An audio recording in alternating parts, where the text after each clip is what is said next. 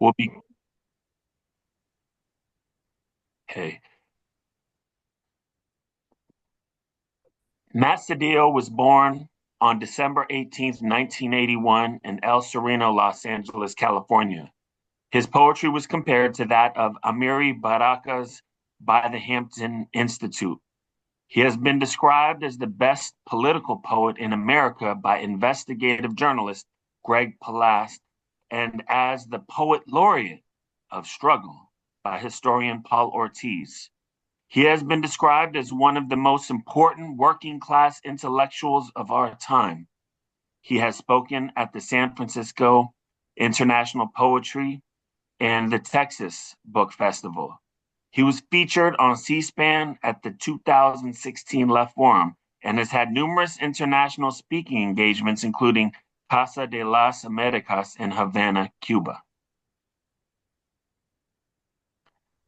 And to be our feature for today, when he reappears, is We Matt present Sedillo. to you Matt Sedillo's Cabinets. There's an entrance. Hey, how's everyone doing today? So, I guess I have, you said 15 minutes or 20 minutes? No, more like 25 minutes to a half hour, feel the fullness of the event and present how you'd like. And if you're open to questions and feedback, that's also part of it. Cool. Okay. So before we get started, so what I was doing at Tehachapi was mentioned by Don was I was actually working, teaching in the prisons. And I've taught for the last 4 years in, or for 3.5 years, at Tehachapi, at North Kern, at Kern, California City before it closed, Norco, various prisons, um, teaching poetry. And when I teach there, I've had the opportunity of teaching workshops all across the world, including at the University of Cambridge. And what I taught at University of Cambridge is what I taught there. It never really changes, only develops over time. I try to teach very simply, um, these techniques that I use as simple as I can get them. That's helpful for me and also helpful for them. So I'm going to show you all how I kind of write. This is how I write a narrative poem or a short story, give whatever I need to do when I know what I'm going to do. Down here, I'm going to do my brainstorming technique before I get that. So before I even start writing a poem, I rarely ever write from just direct inspiration. I usually game plan what I'm going to do, and this is the exact technique I use. So for my brainstorming technique, I come up with this concept of this little structure, little 3-act structure here. And I come up with topic, details, point, act one, act two, act three. I don't know that's for everyone else, but here you go over here. So you can see I come up with this little thing here. Topic, details, points. Act one, act two, act three. Now over here, this would be like my substance. This would be my content, but more easily put, this would just be what. This is what I'm writing about. Over here, this would be my style. This would be my form, my fill in the blank, right? But more easily put, how. This is what I'm going to write. This is how I'm going to write it. How am I going to best order my details in order to make my point?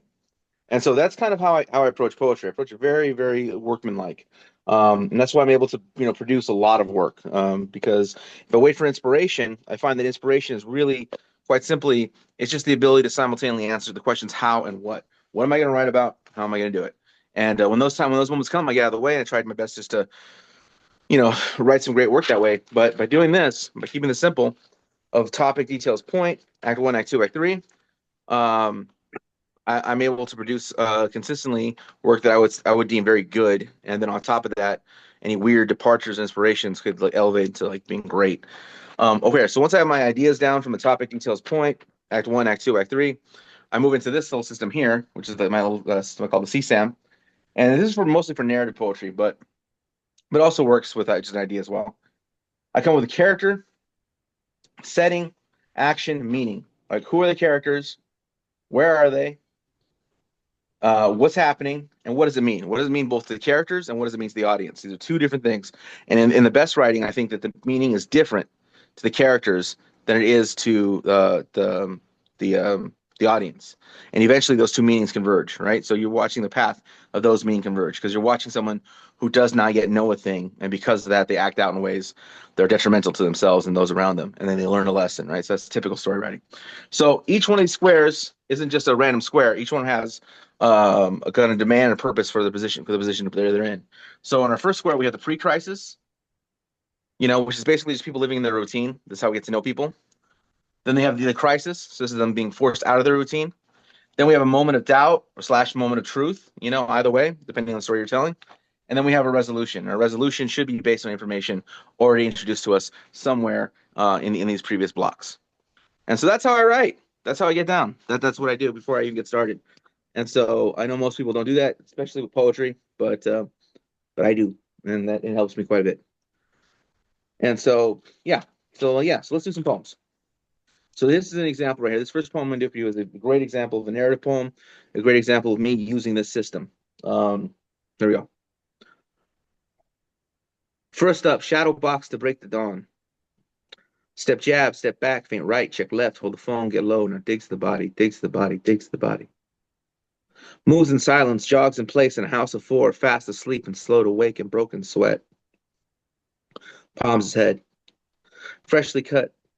Freshly done, fresh from the demands of each new day, reaching for the next, reaching machete, reach for the hatchet in his backyard, just for the cactus, man of the house, ever since the accident in a small town where everybody knew that boy had hands. There was breakfast on the counter and cans and a black book on his back. And the sky is not yet fallen. And the mountains, the color of deep ocean. And the wind carries all the dreams of this place that the light of day has broken. His red dirt roads are his. And its gray cracked forks are his. And the side streets, the back alleys, and all that there is here of heaven belongs to him if he could. He would take all that burns his book.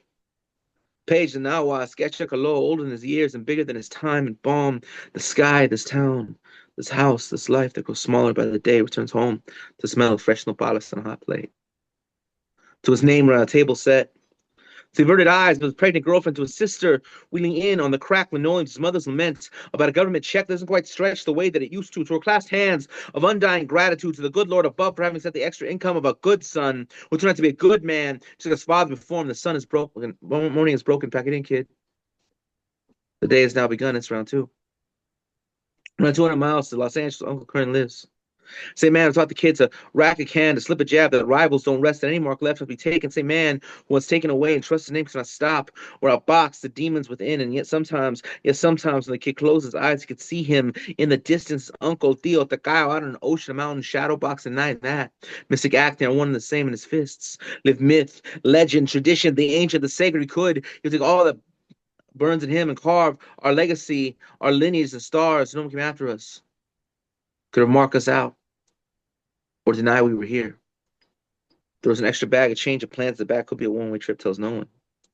Eyes peeled, hands to the wheel in the driver's seat. Thinking long and deep, he recognizes the riders on the train. He begins to dream. And when he dreams, he is praying.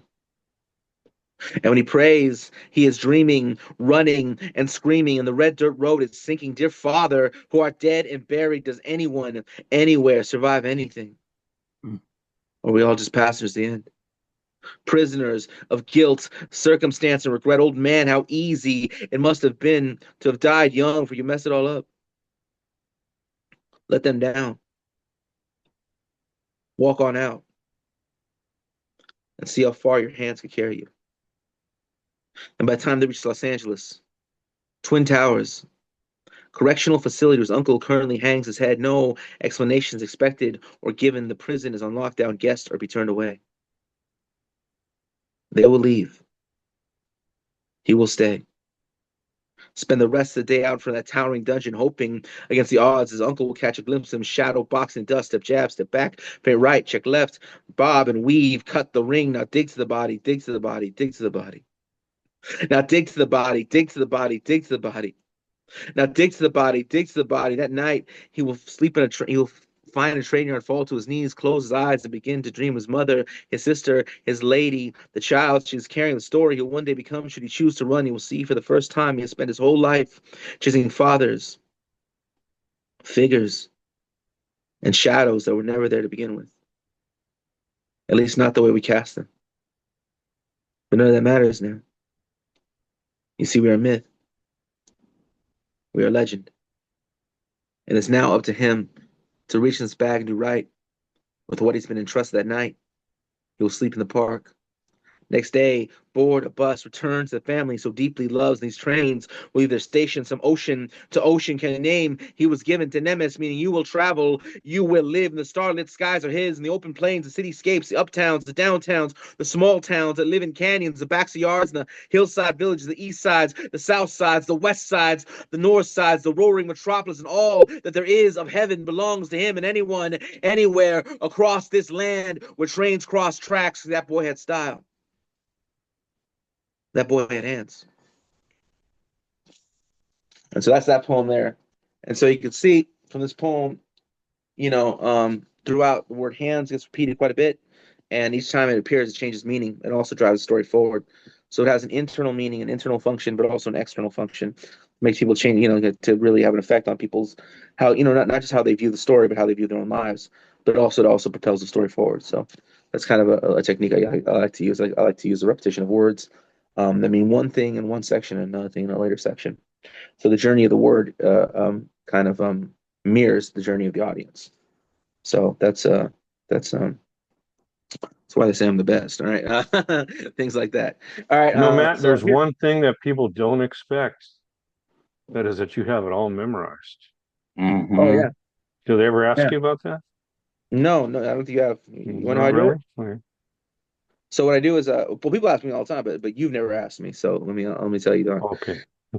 Here's how I do it. I you tend to be able to remember things in chunks. So I try to like I can remember stanzas. Most people can remember like stanzas of their work, but they don't remember is what Hmm. stanza follows which. And so I'll say the last line of a first stanza and the next line of the next stanza over and over and over again until it becomes muscle memory. So like Yeah, that's what you I do. perform these very frequently too, right? Yeah, I perform very Yeah. frequently, and I practice them when I'm driving, and I'm also very obsessive. So you could be talking to me, and I'm thinking about my poem. Wow. Yeah, so yeah, I'm not very, I'm not like a good person. You know what I mean? Like I'm not like a good friend or son or any of those things. I'm just focused my mind somewhere else. You're always connected. Yeah. Yeah, it's fucked up. Okay. Yeah, don't ruin your life. Don't try and memorize everything. You the rest of your life will suffer. No, I'm joking. I am a good friend. I'm a good son. You're I'm doing a only good kind of suffering, Matt. It's a good kind. no. I'm good to about three or four people in my life. I really, but now I'm being honest. Earlier I was joking, but I'm a fairly good person to four or five people in my life. But I can't allow more than that really close to me because it would detract from what I'm trying to do with my career and also probably burden me from memorizing my poems. It really would. I mean, the fact of the matter is that I can't make time, like a lot of time, for more than a handful of people.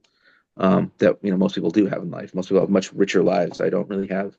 I don't have that. I have a lot of people that are very friendly with, and I would say that if they ask, "Are we friends?" I would say sure, but but I don't. I don't spend time bowling with people. I don't spend time. You know what I mean? Like I don't do that. I'm so I think focused the on. wealthiest man is the man or woman who can perform a poem.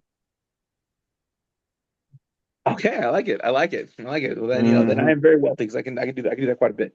I do quite a bit of that. So okay, I'm gonna do another poem for you. This is a poem I did recently last year when I had the opportunity to go read in Medellin, Colombia.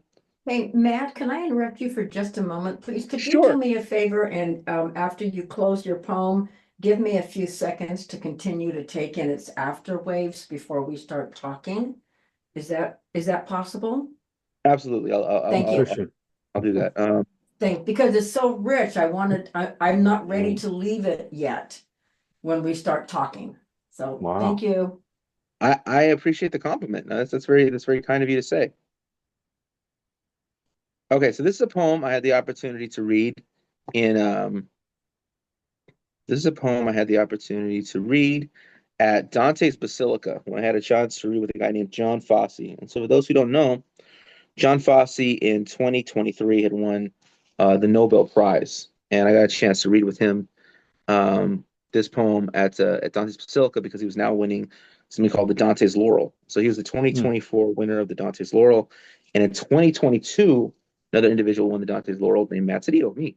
So I won the same award as this guy John Fosse, and then they brought me back because they knew I was good at writing on topic. So I ended up taking one of his books, one of his plays, one of his poems, and creating a poem based on his work, and he really, really liked it, which is good. It meant a lot to me that he liked it. Um, I'll talk a little bit more about what it meant that John Fosse liked my poem because it meant something that good to me because he liked it. But in terms of the fact that a Nobel laureate said that I was good, and then we actually spent like 4 or 5 minutes talking about craft afterwards. It was a great experience, but I did not feel any way, shape, or form validated by it. I was already valid going into it, and I'll tell you more about that later. This is called A Deep Dark Wood, a poem for John Fosse. In search of meaning, I alone followed a light down an open road into the darkest forest, and in that forest, a lake. And in that lake, my reflection. And in that reflection, the light of the moon, and around that moon, the night, and in the sky, the stars, and around me, the breeze. The breeze that blew the branches from my grasp, and the trees alone, the trees I could hack. Oh, sorry, let me do that again. In search of meaning, I alone followed a light down an open road into a darkened forest. In that forest, a lake, and in that lake, my reflection. In that reflection, the light of the moon, and around that moon, the night. And in the sky, the stars around me, the breeze that blew the branches from my grasp, and the trees at which I could hack with the wind, and the wind alone I could not reach. And of course, it goes without saying in the beginning there was nothing. Then the word, which is to say creation, a setting, a place to set meaning, a fork in the road, the gates of the law, the grand inquisition, two travelers awaiting old lovers in a graveyard, a deep and dark wood. My prayers, my questions, my tensions, unaccounted, unresolved, unaccompanied, unanswered for. My life but a lesson bending to an arc. I cry into the abyss, I plot, I scheme against the horizon, take arms against the sea, lose the light that carried me in, beg of memory to serve me, search the wood for an opening, at the night closes, against the silence, against the distance. I called for the lightning to strike me. If just to know I was something worthy of striking somewhere, a light is shining upon the water. My reflection. The snow begins to fall. Should I survive the night, the sun will shine. If I do not, I will surely die trying. If not, I will surely die defiant in an elevator shaft, on a park bench, waiting on a cashier, in a window seat, flying over the cities where in generations we will replace ourselves. Every house is haunted, some just more well guarded in the word. Of course, the word, the living word, imprinting meaning onto the past and the present from overhead, onto all that can and cannot be said over time, over distance, in the pages of Dante, in the pages of Fosse, all that is and is not in a silence and death, in the inevitable, in the soil, in a deep and dark wood, in the closing of night, in his life, and his life, and his life alone. The open question. Or that one. And then this poem I had the opportunity to read at the Medellin Poetry Festival, which is kind of the largest international poetry festival in the world. I mean, we had 80 poets from 40 different countries. And the final night you perform at this auditorium, there's thousands of people there. They're listening to hours and hours of poetry. And since big stadium, and we're all supposed to go on for like 3 or 4 minutes, and I am watching the time, and I'm watching these poets go overtime, and I'm watching people bring out drones, I'm watching them do dance routines, I'm watching someone bring out a color guard, and I'm like, there is no way lives are getting cut, and I'm not gonna make the cut, right?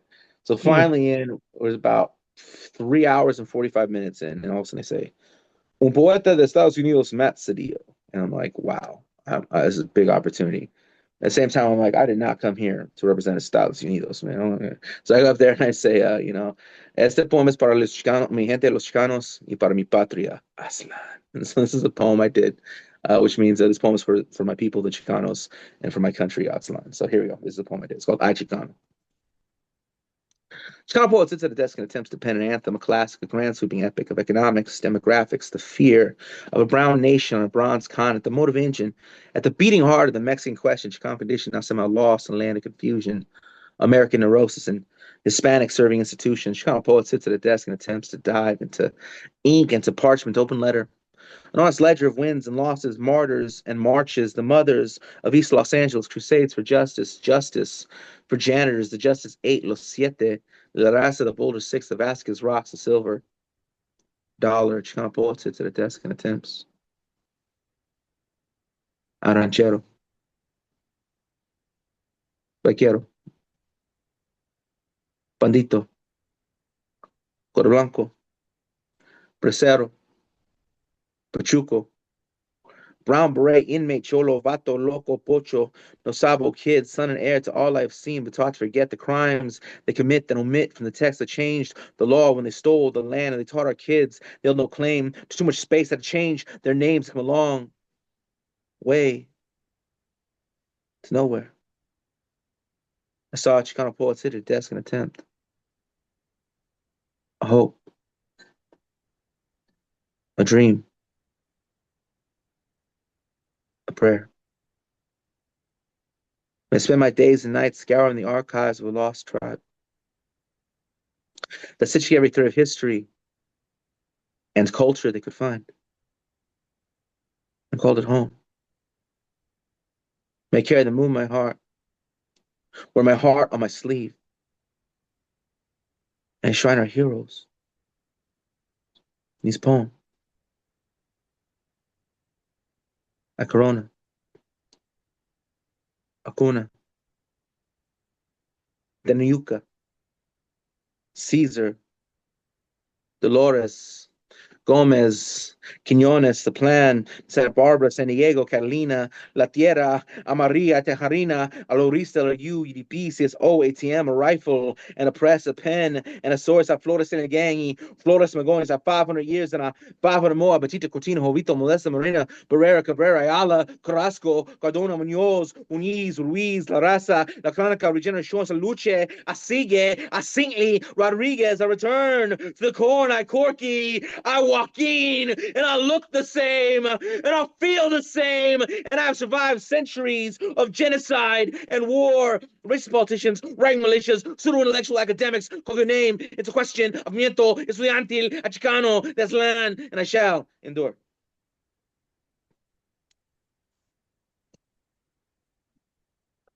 And that's that one.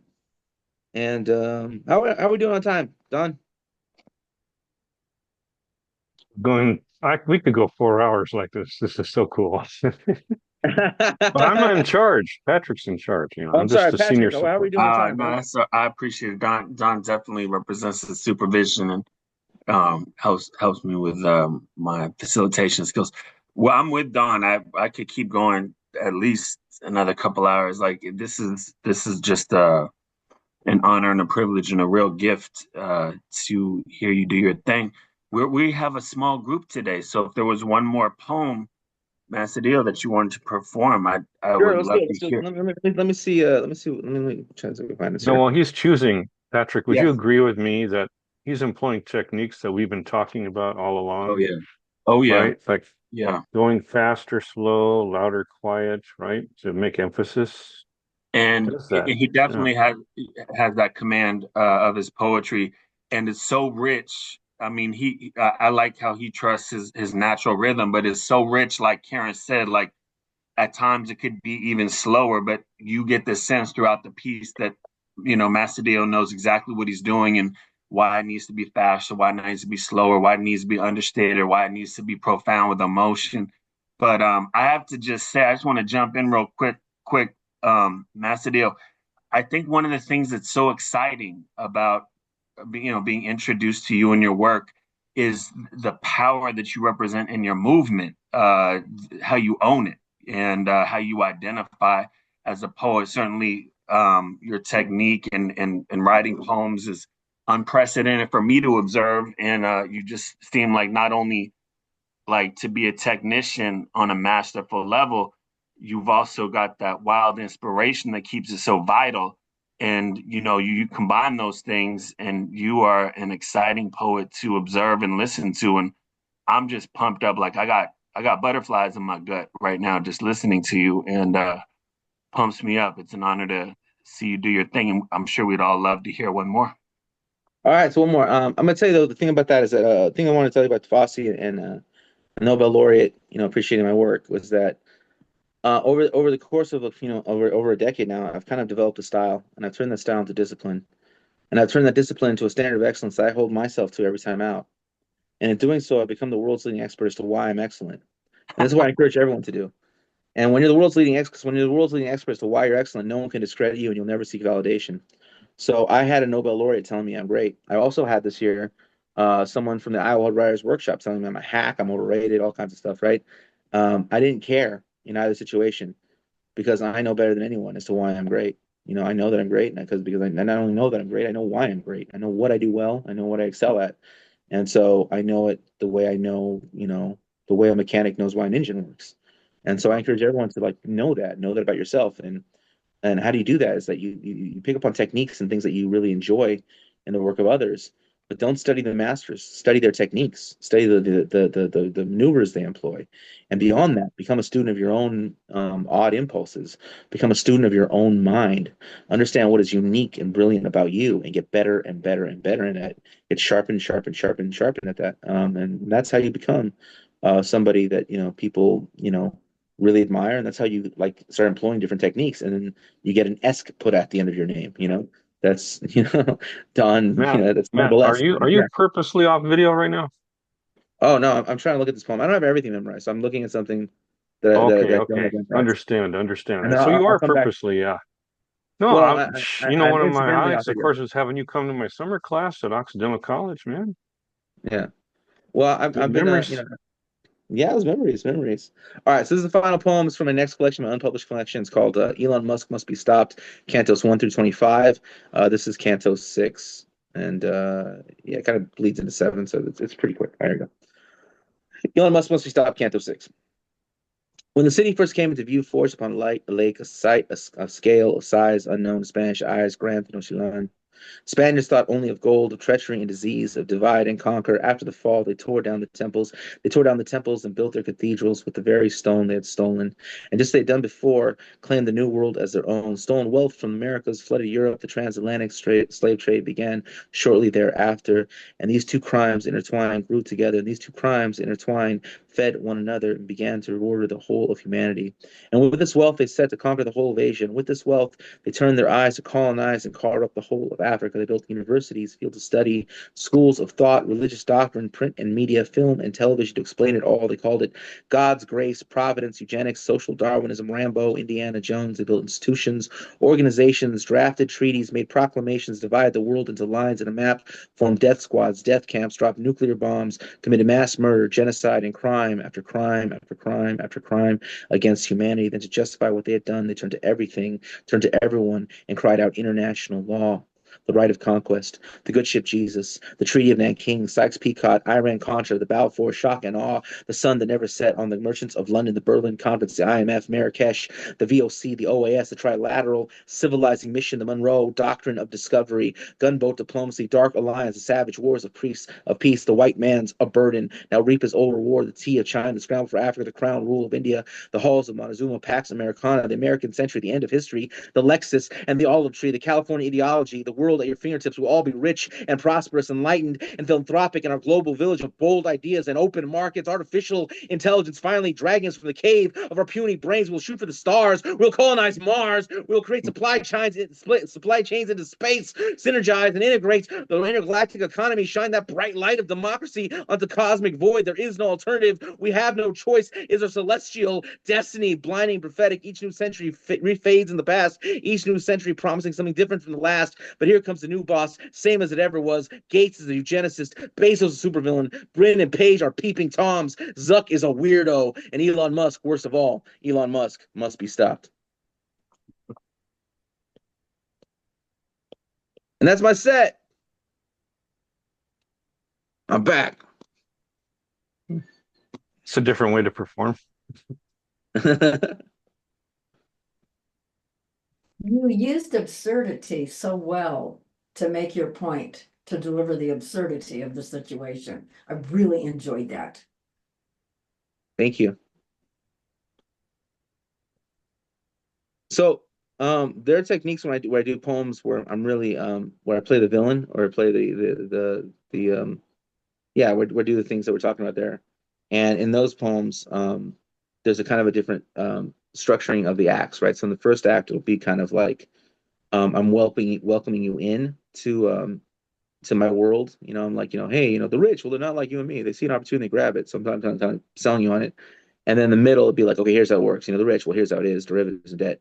And then finally, at the end, it's like, we'll privatize we'll copyright we'll privatize the water supply and then copyright the tears falling from your eyes. It'll go all crazy, like, like we're the rich and we're gonna eat you now.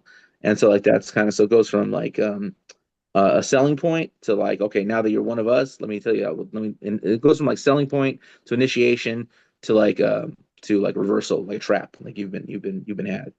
So that's kind of how I usually do the villain poems, and there's a whole bunch of that in the Elon Musk piece.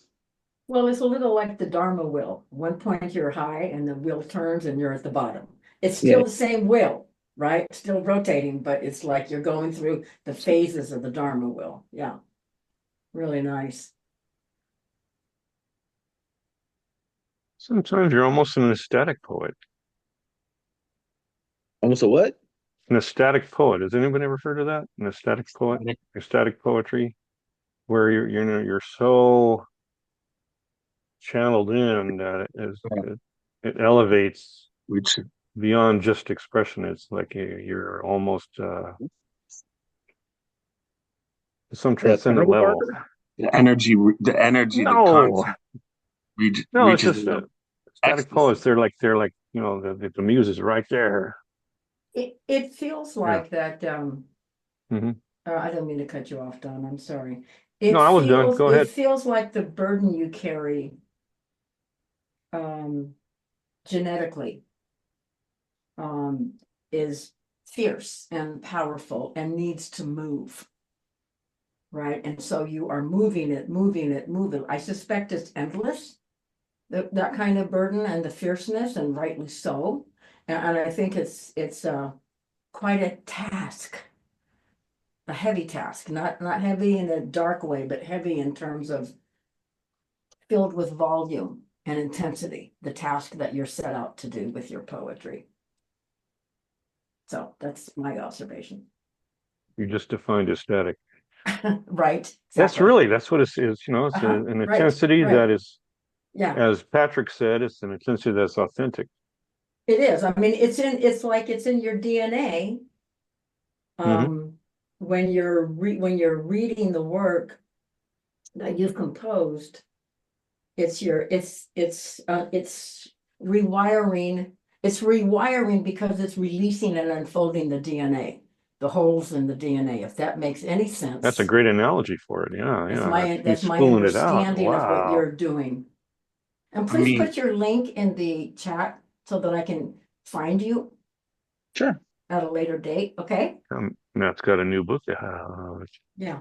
So that was great. I mean, I really appreciated the labor that went into what it is you're doing. It's very labor intensive.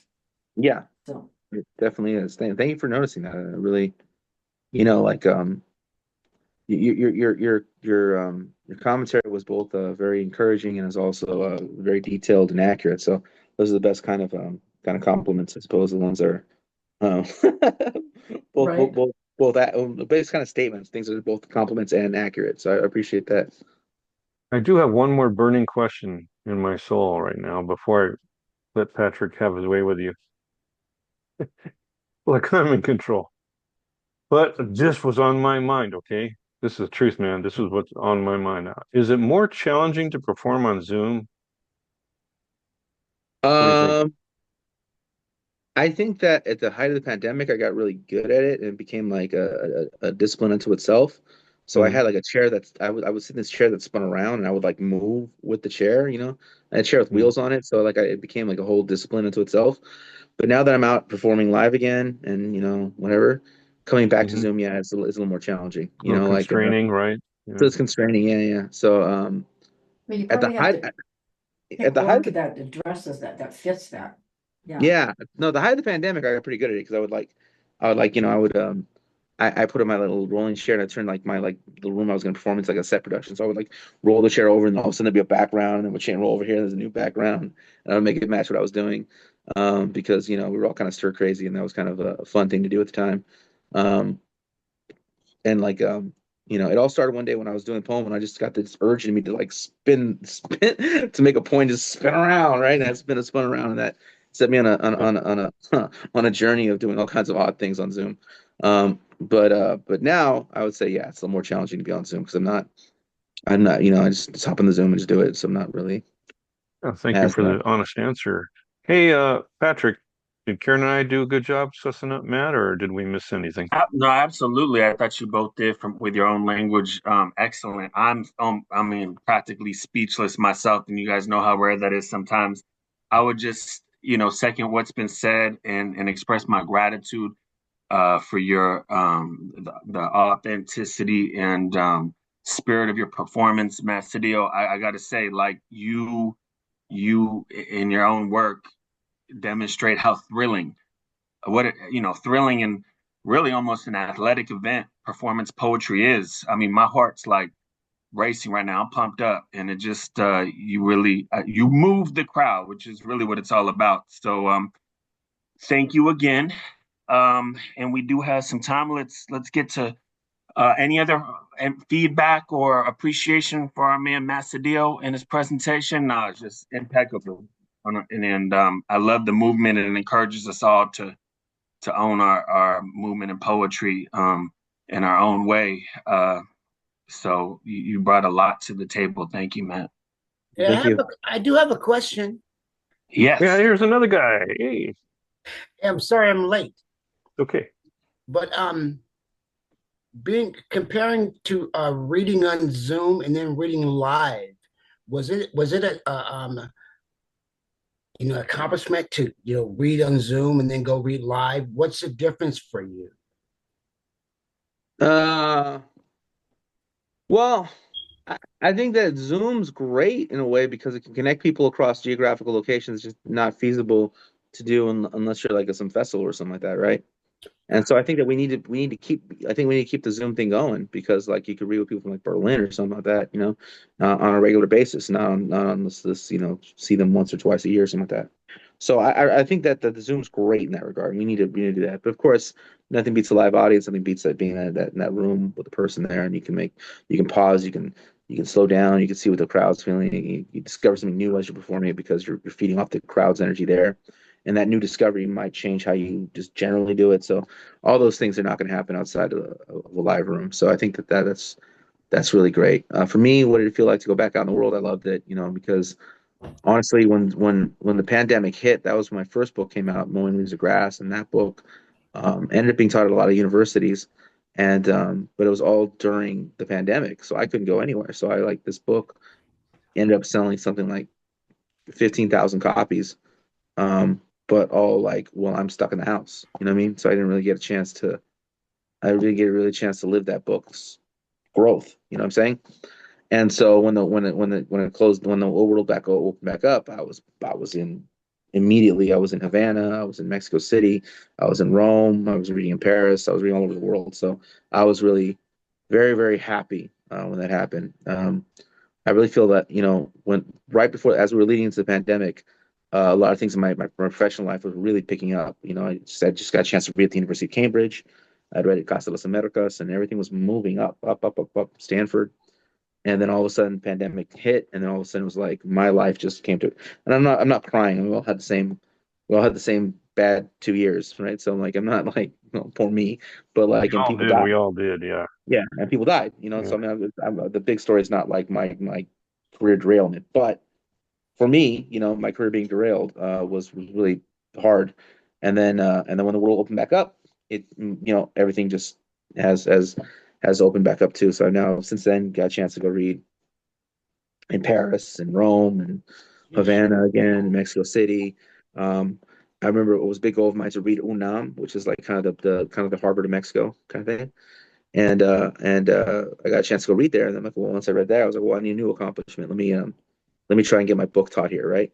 And then I found out my book was already being taught there, and so my book had taken this journey that I had not. You know what I'm saying? And that was pretty powerful. So that's a really great lesson for us, I think, or for me, it was a great lesson for me, and maybe hopefully useful to you as well. that your art is going to travel places you're not. You know, if you get it out, if you get the right jet stream, your art will go places you won't. And that's a wonderful thing. That's a wonderful thing. You know what I mean? Like, hopefully you can catch up to it. But you probably, if you're successful, you're not gonna be able to catch up to all of it. So Yeah, I enjoy watching your travels on Facebook. I mean, you documenting them. I really am so happy you do that. That really is a good thing. And Marvin, you don't know this, but yesterday we performed in Tehachapi, and so did Matt. yeah, Wow. I Where were was I you was at? Different locations in Tehachapi. Wow. I was teaching at the prison. Good for How's that, you. man? That's awesome. Teaching at the prison is great. I remember, like, people. It's not what you expect. People there are prison's very respectful. It's extremely respectful, because if it gets disrespectful, the consequences are so grave. So they're very, very, very, very respectful, because no one wants that to happen, unless they really, unless they want it to happen. So everyone's very respectful. Everyone's very calm. Everything's very good. Juvie is very difficult. Juvenile Did, hall did, is very difficult. Teaching there is way harder, because those kids don't care, and they're very angry at society for good reason. But, like, it's a child prison, right? So, but that's a lot harder. So, but the funniest story I have is that when I was in California City, which is since closed, um, it's indoors, and so I had only been teaching for 2 weeks, so I have no idea what to expect in prison, right? I've been arrested, but I've never done time. And so, like, I'm sitting there all, like, I'm sitting there, going good, I'm okay. But then all of a sudden the lights go out, and the lights are out for like 30 seconds, and it's complete darkness, because we're completely indoors. There's no light from outside. And I'm teaching there, and there's these two women, and they teach mariachi class. And then we're sharing, like, this lunch area. The lights come back on, and the girls are in the corner, huddled, holding each other like this, right? And I'm there with a pencil in each hand, or pen in each hand. I'm with this, ready, like, ready to stab someone if they touch me, right? And all the guys are just sitting there all calm with their hands on the table, and we look so ridiculous. And that was kind of a big lesson to me, about, like, how not to act while I'm there.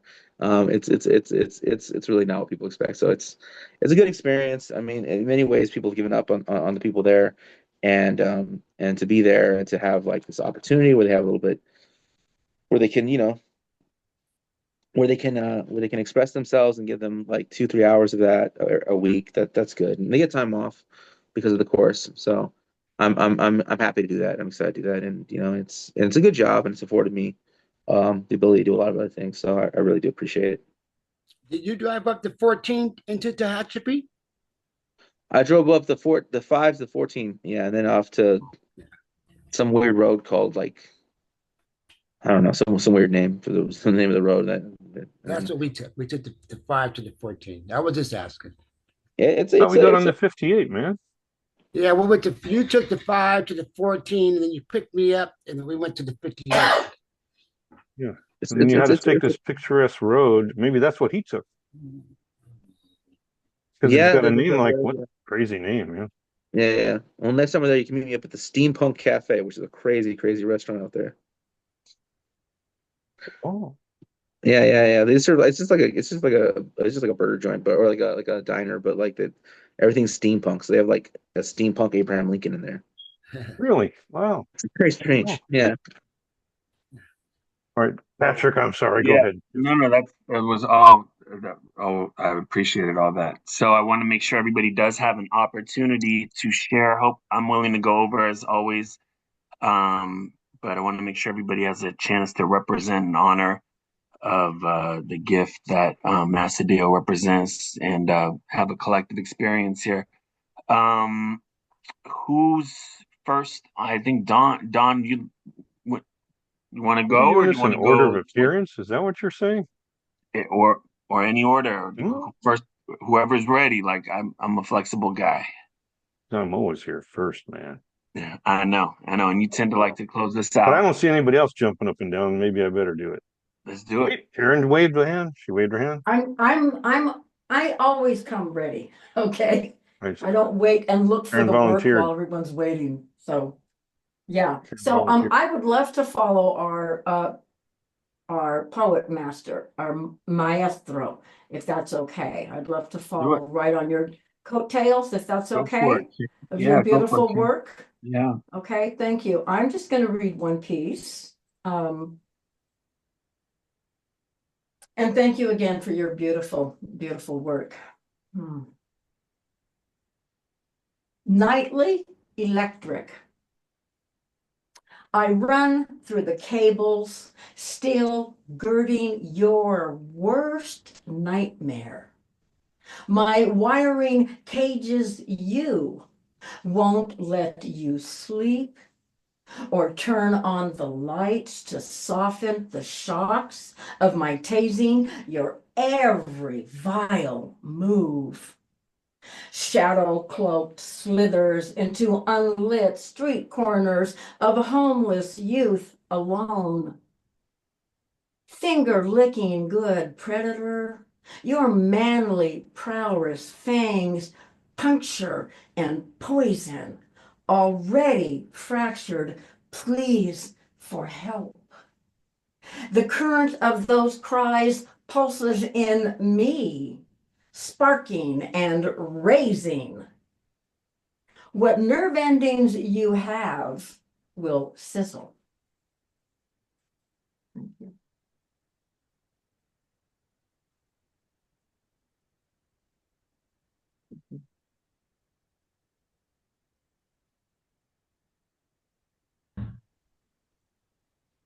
Thank you, Karen. What I got from it sounds like whoever you're speaking of is going to hell. Yeah, you bet, man. Burning, burning, baby, burning, as should be. Every nerve ending sizzling. I'm like, oh yeah. I won't be that one, whoever that is.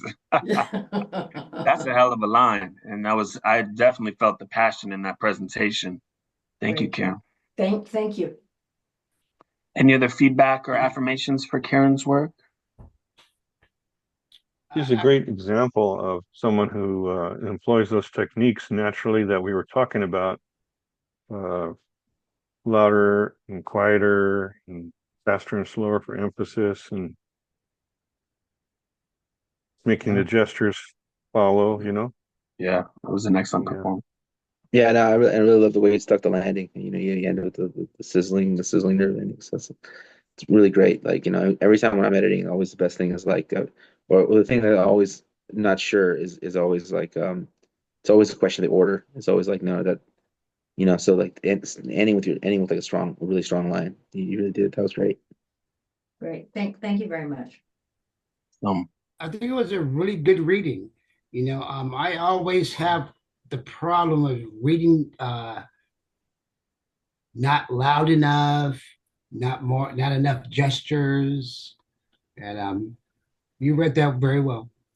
Oh, I appreciate that so much. And I think that a person can write a really good poem, but not read it really good.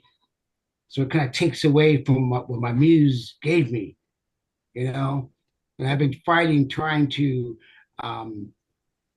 read the same way my muse gives me my poems. Mhm. And I feel like I'm lacking right now. But hearing you read and other people read, I appreciate it.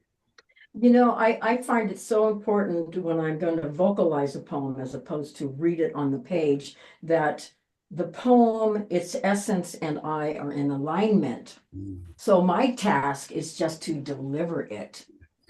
It's not, to get out of the way and just deliver the message, have faith in my ability and confidence in the message. And I think our feature today can also affirm to that. So I've heard that before from Don. Exactly what you said. Pretty much exactly. Yeah. Yeah. So instead of fighting it, you got to practice it. So Marvinlouis, you want to go next and give really, justifying the muse a chance, and we can't wait to hear you do it. I wish I could, but the computer I'm on right now, I can't share anything. So if Don can bring something, well, you could read a book, man. You get your book, don't you? You don't have to use a computer. Hold on, guys. Yeah. Wasn't expecting to be here today. We're glad you showed up, Marvinlouis.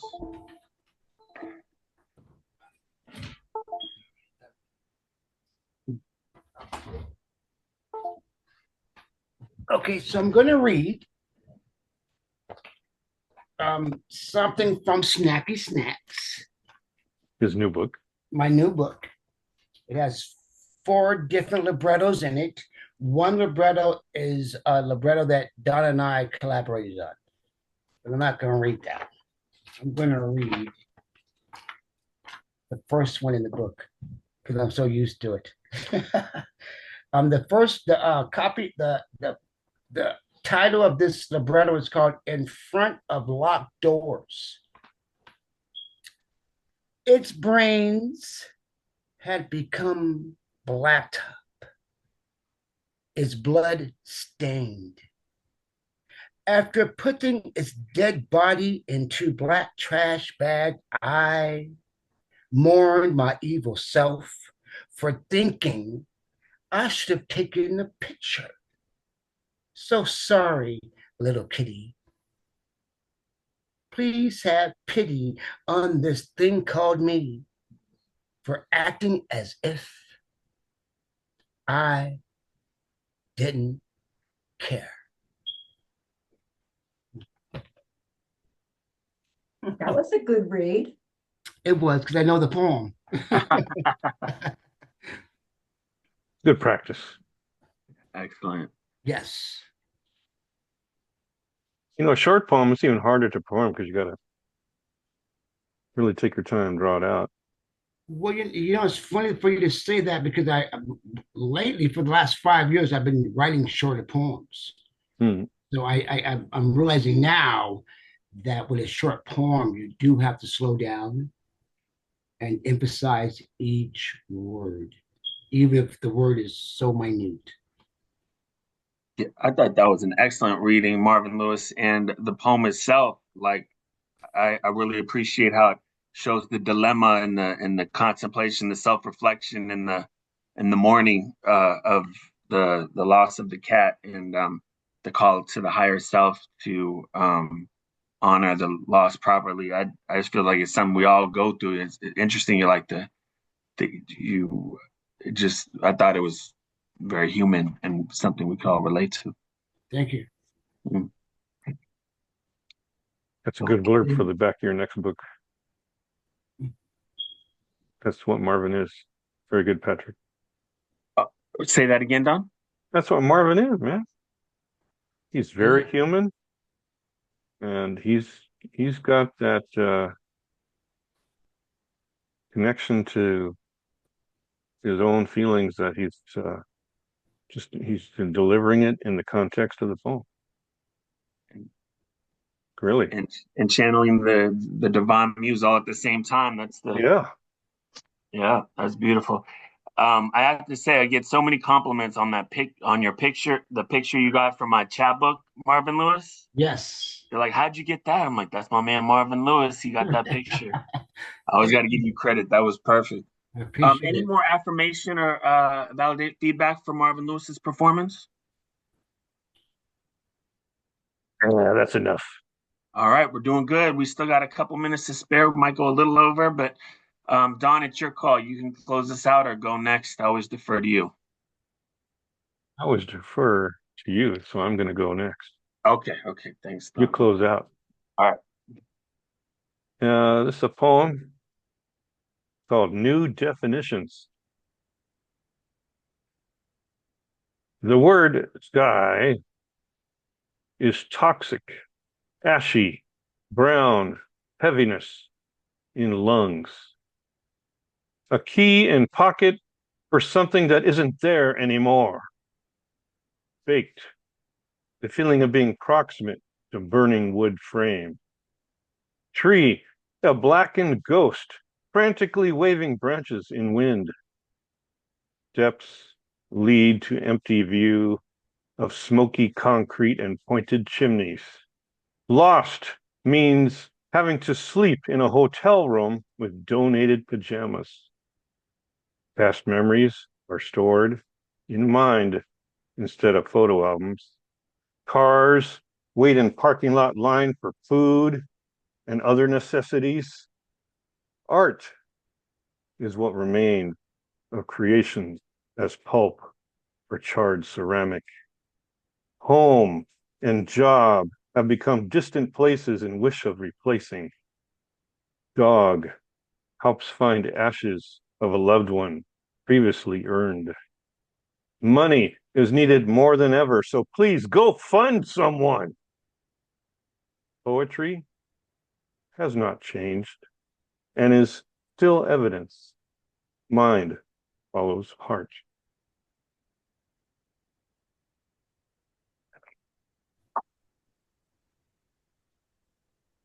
I'm just gonna jump in. There were so many there were so many amazing lines in there. The key and pocket to a place that isn't home anymore, or something like that, or the hotel being the home with the donated pajamas. I just thought the whole thing was just filled chock full with amazing lines. And I appreciate that performance in that poem itself.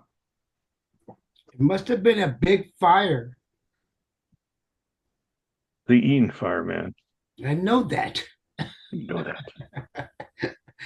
Must have Great been a poem. big fire. Yeah. Oh. Yeah, that's a big fire. I knew it was Eden fire. But it helps people to relate. Your poem helps people relate to something they might not understand by just watching it on the news. Right. You gave it a whole new dimension. You're not a reporter, you're not behind a mic and a camera, but what you saw lets people know how deeply that can be affecting someone's life. There were so many lines from that poem that did that, like in just original ways that one not directly affected couldn't imagine. I think it was an excellent poem. Can Looks I like ask, we, Poem was unfortunately easy to write yeah. because all I did was listen to the people I knew who lost homes, and they told their stories, and each line seems to come from a different person. Mm. Mhm. that's a world class poem. Looks like we lost Matt Sedillo. I'll just make this quick if you guys want to hear it real quick. Mm. Had a couple poems recently. I think this one, sure, yeah, this one is the one that's closest to my estimation being quality. It's called Episode. In the end, it ain't gonna make sense. And if that is as unfortunate as it gets, one can count themselves blessed. Lifelong relationships upending, man expending, romancing the streets, fire rising off the concrete, sip of this, puff of that, everything a wild, spontaneous act, hemorrhaging cash, saving humanity from homelessness, in fact, taking the world, suffering on one's back, everything real exposed in this disaster, mad delusions of grandeur, the sacred threatened in vainglorious manner, the mind racing faster and faster until the moment of recognizing one's sin, when all of the fun ends, while the psychotropic meds kick in. It is a surreal and essential embarrassment, trying to unravel the knot of what it all meant. The secret burden of every manic depressive is to remember the fraction of magic seemingly abandoned by the collective. In this perspective of reflection, bipolar 1 is merely one end of the spectrum. The mad one becomes the sacrifice for witnessing what is more than ordinary life, for traversing what becomes a hard knock school, for fearlessly playing the fool and returning to mankind, rejoining the way with something enlightened to say, no, mania may not be what we think it is. However, the gods wink and ride with those bold enough to still salvage the truth of a disorder difficult to manage. Oh. That was a soliloquy. It was like a soliloquy. For me, that was, I could see you on a darkened stage, all dark with a little spot, just a little bit of spotlight, right? Very theatrical setting, and you're sharing this, you're exposing your thought process, right? And it's a soliloquy, and it's just And it covers everything. I mean, it's the self-doubt, the self-care, the view of others, the view behind others, hiding from others, hiding from self. All that goes into the mix. It felt complete and whole as a piece, Thank you. especially because I just, like I said, I saw it as a soliloquy. That's how I heard it. I love that. I want to learn more about that. But I really appreciate how you honor my To be or process not of to reading be. it. Say it What? again. To Be or Not to Be by Patrick Thomas Jeffries. This To is be your version. right.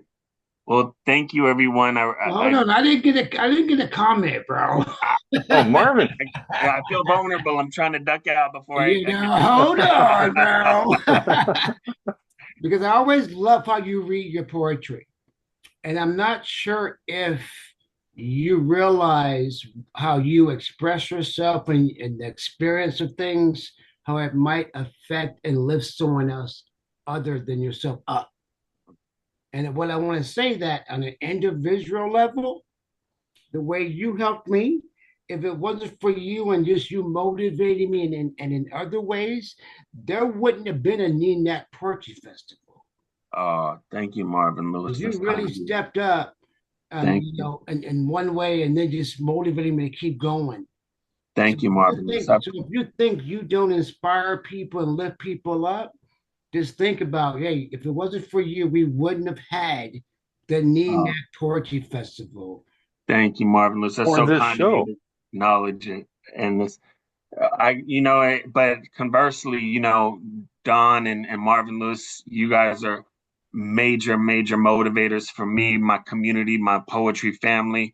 And I feel like you guys equally, if not even more so, make some of these things happen. It's an honor just to be a part of it and to get that recognition and acknowledgement is fulfilling. And I just want to keep doing this. This is what we love to do. And I love how we support each other. Yes, Karen. Yeah, thank you. I'd like to make just a quick suggestion that you Yes. consider a video recording yourself doing that in a dark room with just a minimal light, just Yes. even to silhouette yourself Right on. and to do, because I think you'll be really pleased with how it comes across. I'm That'll going to be take that up so as a dramatic. project. Yeah, great idea. I'm going to take that up as a project and just begin memorizing it. Thank you, Karen. I will do that, and I'll send it to you guys. It's going to take a little time to memorize it, but that excites me as a project, and definitely something to work on. Yeah, I think it would be great, and I think it's a theater piece. I mean, it's a performance poetry, but it feels like it's a theater piece. Thank you, Karen. Thank you, Karen. I'm inspired by that, and I'll definitely and Karen, I can see your vision from what Patrick read. I can see that. Right? Exactly. Great advice. Yeah, I mean, a bare stage, just keep it simple. Yeah. Yeah, exactly. Just keep it simple, and I think you'll be stellar. Yeah. Awesome. Thank you, Karen. Okay. Thank you, Marvinlouis. Thank you, the great DKC. Before we go, yes. gotta do a commercial, man. Yes. We're meeting again in 2 weeks. That's right. That's what, the 20th Yes. of April? Yes, Yeah. the I'm 20th. not a math major, but that's the 20th of April. Okay. 420. Oh, sorry about that. Antonietta Villamil will be our guest speaker. She is phenomenal. Excellent. Don't miss her. And on the 19th, I'm one of your features. On the 19th. Oh, on Saturday? Mm-hmm. That's right. SAP, Yeah. Interactive Poetry. Stay tuned. Awesome. Got a lot of great stuff coming up. Hey, all right, take us out, PTJ. I, for one, can't wait to get to San Francisco to read and meet you in person. Yeah. Anywhere. Can't wait. Yeah. Oh, you know what? I'm gonna put in you guys can direct message me. I'm the feature poet this Wednesday night for Sacred Grounds open mic, which is the longest running open mic in San Francisco since like 1972. It's been going. It's gonna it's hybrid live at Faithful Fools, but also on Zoom. I invite you to tune in to the Zoom because I'm gonna be reading my collection of Olmec offering poems, a few of which you've already read, but it's a performance. It's going to be a performance. So I'm going to put I'll put my email in the chat here, and you guys, if you want, I can send you the link. It's going to be a gas. I mean, it's just it's gonna be a spectacular show. Zoom, Okay. but spectacular. Awesome. Thank you, Karen. Thank you, everyone. Welcome. You're putting that in the I'm messenger gonna right do now? that right now. I'll just put Chat? my my email, and you guys can if you want. Don, you may already have it, but I feel if like you I've read want about it. the link, and it's Mhm. it's 2 sets of shows, 7 to 9. I'll be on about 8 o'clock. There's the first set of open mic, and you guys are welcome to join the open mic. And then after my feature, which is to be about 20 minutes, will be in the next set of open mic. So it's a great opportunity. Hang on just a second, it's tweaking me here in the chat. It's a great opportunity for you, Don. You're already familiar with it, but Marvinlouis and Mr. Patrick, you aren't yet. So anyway, it's the oldest in San Francisco. I mean, hello, Don, did we go 1972. by there? What? Set the grounds, Don? Did we go? Yeah, we by- read there about, oh, wow. How many years ago were we doing the San Francisco readings? 5 That was years a few ago? years That back. was a long, yeah, that was Yeah. before the pandemic, because then it Yeah. went, it Way went before the Zoom. pandemic. Right. So, because Might have I'm been doing a lot 2009. more performance poetry, a lot more storytelling poetry, and this will be really fun. Yeah. So, All right. A lot of Great. great Let's stuff. do them portrait. I'll call you right back. All right. A We're lot of great running stuff long. We're coming up. running long. We got to go. Okay. gotta Go go. ahead. Yeah. See everybody Ciao, soon. ciao. Patrick, I love you.